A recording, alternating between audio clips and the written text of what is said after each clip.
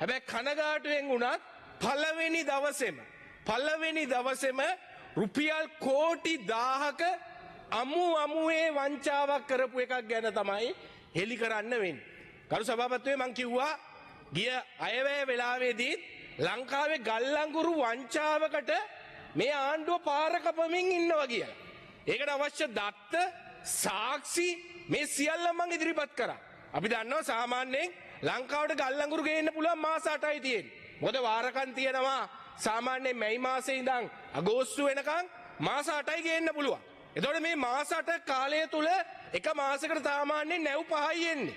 එතකොට නැව් 38ක් ගේන්න ඕන එක අවුරුද්දකට 40කට අවශ්‍ය මාස 8ක් කාලය තියෙනවා. එතකොට මේක ටෙන්ඩරේ සාමාන්‍යයෙන් අප්‍රේල් මාසේ කැඳවලා අගෝස්තු වෙද්දි ටෙන්ඩරේ පිරිනමලත් ඉවර කරනවා. මොකද සැප්තැම්බර් මාසේ ඉඳන් ගල්ලංගුරු ගේන්න ඕනේ හින්දා. හැබැයි මේ ආණ්ඩුව මොකද්ද කරේ? මේ ආණ්ඩුව අප්‍රේල් මාසේ තියෙන ටෙන්ඩරේ මේක පහු කරා සැප්තැම්බර් මාස වෙනකන්. අප්‍රේල් මාසේ කැඳවන්න තිබ්බ ටෙන්ඩරේ සැප්තැම්බර් වෙනකන් කල් දැම්මා. කල් දාලා සුදුසුකම් වෙනස් කරලා නුසුදුසු ජාත්‍යන්තර අධ්‍යක්ීම් නැති සමාගම් දෙකක් රෙජිස්ටර් වෙනකන් ටෙන්ඩරේ කල් දැම්මා. ටෙන්ඩරේ කල් දාලා ඉවරලා මොකද්ද කරේ? ජාත්‍යන්තර ඕනෑම ටෙන්ඩරයකට සාමාන්‍ය අවම කාලය තියන්න ඕන සති 6ක්. දින 42ක් දෙන්න ඕන ටෙන්ඩරේට කාලය. මොකද්ද කරේ? දින 42 අඩු කරනවා සති 3ට.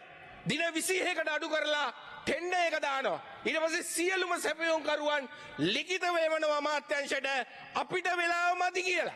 හැබැයි එහෙම තියෙද්දි තව එක සතියක් විතරක් වැඩි කරලා ටෙන්ඩර් එක ඇඳවනවා. හැබැයි ටෙන්ඩර් එක ඇඳෙව්වේ ඉතාමත් හදිසි සති 3යි දෙන්නේ කියලා. හැබැයි මොකද්ද වෙන්නේ? සැප්තැම්බර් වහපු ටෙන්ඩරේ නොවැම්බර් මාසේ වෙනකන් කල් තියා ගන්නවා ටෙන්ඩරේ පිරිනමන්න නැතුව.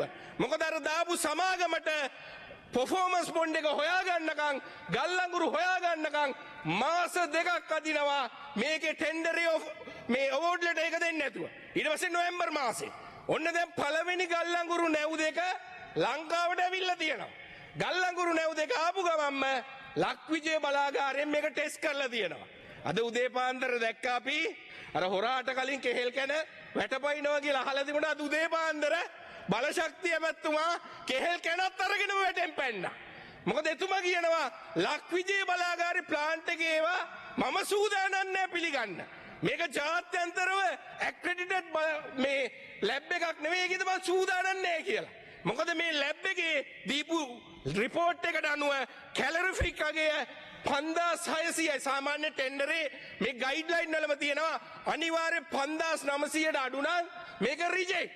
ඊට පස්සේ ලක්විජය බලාගාරයෙන් දීපු රිපෝට් හතරෙම 5600යි 5800යි 5700යි 5700යි. දැමතුමා උදෙන්ම ඇවිල්ලා කිව්වා මම ඒක පිළිගන්නේ නැහැ කියලා. හරි කමන්නේ නැහැ කියමු පිළිගන්නේ නැහැ කියමු කැමැත්තුමා. හැබැයි මේ නැව් දෙක මේක නැව් දෙක බොයිලේරුවට දාලා දහනය කරලා තියෙනවා අයියේ දිනේ. මේ ගිය සතියේ මේක දහනය කරාම සාමාන්‍ය පැයකට මෙට්‍රික් ටොන් පැයකට මෙගාවොට් 300ක් හදන්න යන්නේ ටොන් 107යි. සාමාන්‍යයෙන් උපරිම යන්නේ ටොන් 107යි. හැබැයි මේ ගෙන ආපු ගල්ලංගුරු ටික ටොන් 120ක් යනවා මෙගාවොට් 300ක් හදන්න. ඒ කියන්නේ එක බොයිලේරුවක මෙගාවොට් 300ක් හදන්න පැයකට එක්ස්ට්‍රා යනවා ටොන් 13ක්. එතකොට තුනම වැඩ නම් 39ක් යනවා.